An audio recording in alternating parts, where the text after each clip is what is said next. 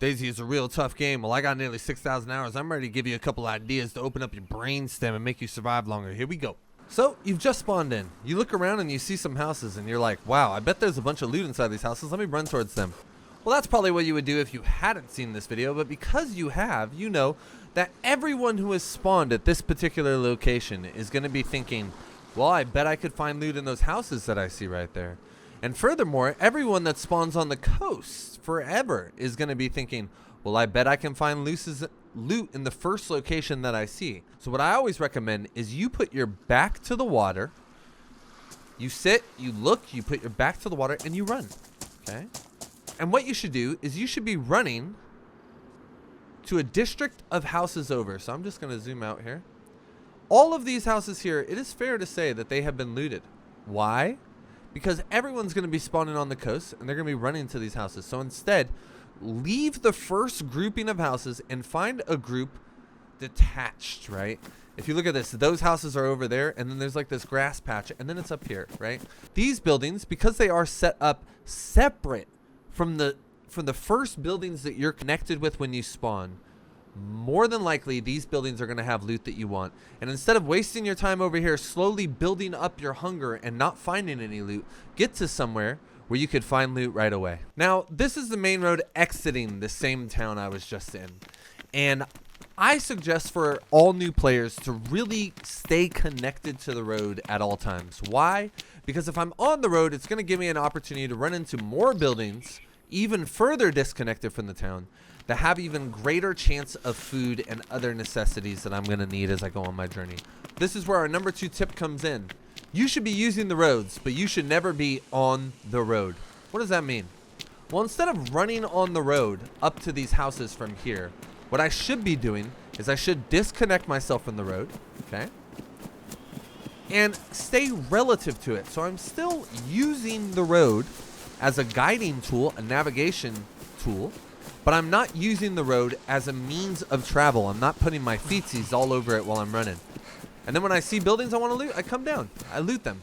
And then when I'm done with these buildings and I get to the very end over here, okay, and I'm all done with these buildings, I've looted everything, I would not go right back to the road and run. I would go up in the hills and I would use the road, right? Sometimes I may even lose the road entirely. Like, I don't see the road when I'm here, but I think it's down there. I think it's down there, and I get to over here, and I realize, oh, it's the road again.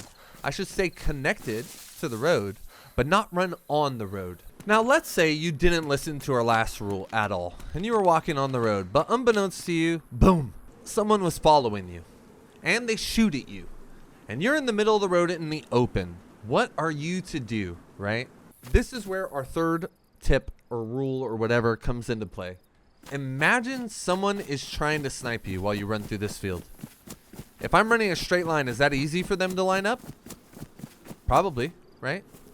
What if I run and I use WASD? Okay, well that's a little bit harder, right? Now what if I run and I use WASD in random combos and I turn my mouse left to right, right? Imagine you were trying to snipe this person. We've all seen it in DayZ. We're trying to shoot at someone and they just start going like this and it's hard to track them, right? Imagine someone is trying to snipe you. Be unpredictable. Move like an obscene person that's on a lot of substances, right? We want to be shaking and baking. We don't want this person to be able to predict what our next movement is. If I'm just going left and right, WASD, like they're going to time this and they're going to shoot you. So ultimately, imagine when you are running in a dangerous situation. Picture the sniper aiming at you. What are they seeing? Is it easy? Are you running, like, for example, if I know that they are right here in a straight line, I'm not going to run a straight line this way. Even running this way makes it way harder for them, right? Make it difficult for yourself to be made into a target. So now comes the fourth rule of it all, okay? You're running down the road and you see a survivor off to the side. How we approach this person oftentimes is going to determine how the interaction between us is going to play out. So what I always recommend, if you see somebody first, right?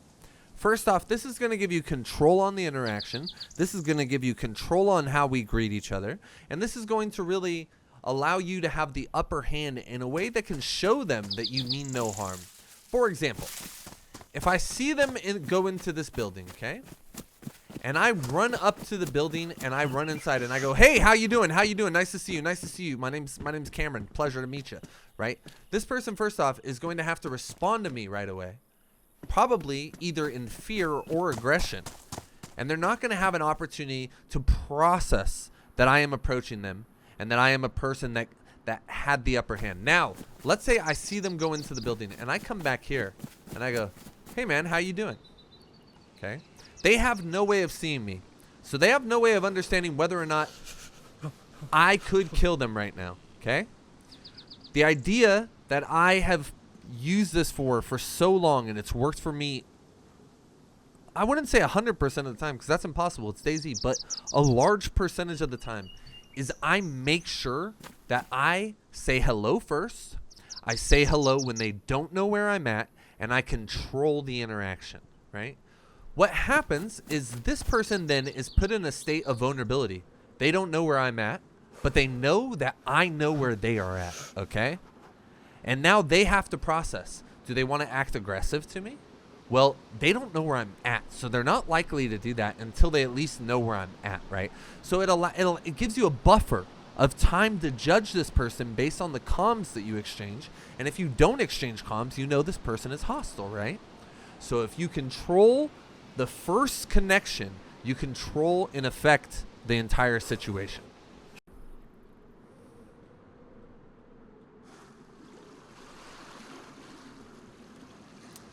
Okay, this next one is going to be an idea about, let's say you follow the structure that I told you. You get off the coast, you put your back to the ocean right away, and you run, okay? And when you run, you go all the way over here, but you're not finding any loot. And you follow this road, and you don't find any loot, and you don't find any loot, and you don't find any loot, okay? And you get all the way up here, and you look at these structures, and you're like, you don't find any loot. Maybe even you see the scraps from another player, right? What we need to do in this circumstance is we need to change the direct path we're on. That means that we are tailing someone, okay? So if ever you are struggling to find loot and you are inland, we need to change our line of progression. So what that means is I am on this main road, okay? I have an opportunity here in this side road to change my line of progression. Instead of continuing the same pathway, I'm going to break off of that pathway and follow a new road. Ultimately, changing the loot path that I'm going to be taking. Now, is there a chance that the person that I was following also took this loot path? Yes. But generally speaking, people are trying to get more inland, especially more experienced players. And they're going to do everything in their power to try and divert themselves away from the coastal region and push inland as fast as possible. And look, if I just took this path, I'm now on a different loot path. I have a new town to loot, and my opportunity for surviving and not dying to lack of food or lack of water has just grown exponentially. So if you are on a path and you followed all the things that we've talked about, putting your back to the ocean, separating yourself from the first houses, and you can't find loot, what you need to do is you need to find a pathway that goes away from our main route, and you need to take that pathway and find new loot paths, okay? Because you're clearly following somebody. Now, this next one has to do with maintaining a level of invisibility, okay? Now, we all know that I should not, hopefully, I shouldn't say we all know, but I think it goes without saying that we shouldn't look through our loot in the middle of a field, right? Same thing if I'm in a tree line. I shouldn't look into a town from just under the tree line, right? What you should do if you're in a tree line is you should find the first set of trees, like these trees, and just like I said about the loot earlier, you should go behind those, right?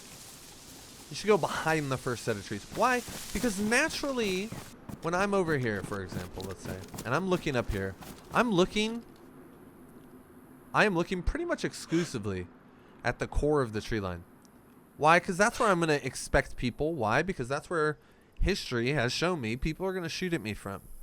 Our brain doesn't really have the ability to process everything behind the tree line, the front of the tree line as well, right? Maybe if I see movement, I'll be able to track that. But in general, whenever we're looking down on a structure and we're trying to find the most secure position to do that, think of it like this. There's a tree line here, yes, but there's trees in front, right? These two. And then there's trees behind. Get in one of the trees behind, okay? And whenever we're in a tree and we're trying to remain as hidden as possible, right? As invisible as possible, I want you to think of your backpack, right? You need to bury that into the core of the tree, okay? Let's go up here so we can find some thick trees so we can work with this. So here, I'm looking at the core of the tree. I'm putting my backpack to it and I'm pushing it into it, right? Let me crouch in there, okay? And this is good cover. Ultimately, just having my butt in the tree and being snug in there really helps. But let's say we want the ultimate cover, okay? What you need then is you need to find, and these are like best case scenarios, you need to find a place where you can have trees covering the front of your screen and the back of your screen. So do I have trees in front of me? Yes. Do I have trees behind me? Yes. This is a good spot, right? If I'm covered from multiple directions. Ultimately, I'm in the front of the tree line though. So even though this is a really good spot, and I'll just show you what I mean by that, right? Let's say you're running down here. You ain't seeing that guy. You ain't seeing that guy. Look how close I need to get for you to see that, okay? And that is because I am covered in the front and I am covered in the back. Even if it's a little bit, like it doesn't seem like much here from the back, but ultimately I only got to worry about this little patch of land here. I got to worry about this huge patch of land over here, okay? Can you see me over there? I don't think so. Let's just up it now. I'm going to go in front of the tree where I don't have the trees in front of my screen, right? I don't have any leaves in front of my screen, and now I'm going to do it, okay? See how easy it is to see my person? Like it doesn't. Here, I'll do it right here so I could just show you from this distance, right? That's me in front of the tree, okay? With leaves not covering the front of my screen. And now check it out. Leaves covering the front of my screen, okay? Even just a little bit. Look at the difference. All you see is a puff of breath, right? So whenever you're looking at a tree, at a city, and you're doing Overwatch to get inside, or maybe you're trying to hunt somebody, right? Think of it like this. Our butt should always be in the tree, okay? And then secondly, if we can, we want leaves on the front and we want leaves on the back. Let's say this is you, okay? And you've traveled all the way to Starry Sobor, which is where we are here, which is a pretty difficult location to get to for new players. It's about halfway through the map, and it's where fighting really geared guys really comes into play. And you're running through here, and it's your first time here ever, and you see a guy over in this barn. And you're like, okay, I'm going to go towards the barn. I'm going to try and get into a gunfight with this guy. You're on your way to the barn, and you're about to have your first gunplay ever. You're so excited, right? It's about to happen. You're about to shoot this gun finally. And on your way over here, you get sniped from over there. You're dead. How much gunplay practice did you have? 0 is the answer, okay? And let's say you do it again. You run here, and this time you see a guy in the barn, and you run to the barn, and you come up to the barn, you come inside, and you peek out here, and you get shot right away dead. How much practice of gunplay did you have there? 0. And then the next time you get up to Starry, because you keep following the same path, you get into these military tents here, and you're looking through the thing, you're like, okay, finally I get this good loot. There's going to be gear in here. I swear there's good in here. And someone's sitting in that tree line without you knowing, and you, for a second, you don't think about how visible you are, and boom, you get shot dead again. How much gunplay did you just get in? 0.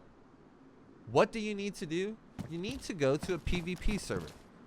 There is a PvP server that the DayZ devs just recommended for console, which I will link in the description underneath. Or you need to go to V++ on PC, which is a deathmatch server, which will allow you to actually get practice with the gunplay. Ultimately, desensitizing you a little bit to the fear as well, and maybe allowing your heart rate to slow down a little bit through familiar actions taking place, right? So go to one of those servers, find it in the launcher, and join it and just jam out for a little bit. Uh-oh, Survivor. You finally made it to the Northwest Airfield, but you got surrounded by wolves. There are no bullets left in your gun. And there's a bear on the roof. Things are looking grim. And ultimately, you may be thinking, well, I could just log off right now, right? I could just get out of here. I could just exit the server. and move on with my day, live to fight another day, right? I could do that. But ultimately, you'd be robbing yourself of the true experience that DayZ is. It is very tempting when we start, when things get tough, to not just exit the server and join a different server the next day. We don't want to lose all of our character. But ultimately, those struggles are what you will love about DayZ and what will make the adventure to get to Northwest Airfield feel sweet. It's the difficulty tied to it. So instead of combat logging, which is something that I think every DayZ player has done, and no one should talk down on anyone else for doing it, we should try and educate people as to why it's not the way to do it, right? Don't try a different server the next time. Don't give up. Keep going. Struggle. Fight them. Who knows? Maybe you open this door, and after 75 minutes of you running out and punching them one time, and then punching them one time, and then punching them one time, and then punching them one time, and then punching them one time, you end up killing them. And that will be your story, how you survive that circumstance. So do not give up on yourself. Do not cheat yourself of the struggles by trying to make it lighter. Suffer, my friends, because therein lies the beauty of DayZ. I hope these rules kind of help you navigate something. I tried to not make it a tips and tricks video because I don't think those have a practical use for players. More so, I tried to make it things that I think are ideas and concepts that new DayZ players maybe don't have in their mind, but advanced or long-time DayZ players are constantly processing. I just want to say thank you guys so much for all the love on the most recent video. It's really blowing my mind. I do make other videos outside tips and tricks videos, like joke videos and stuff like that too. If you feel inclined, check them out. I appreciate you guys regardless. Leave a comment if you think of anything else on the topics that I discussed. And all love your way, guys. Bye-bye.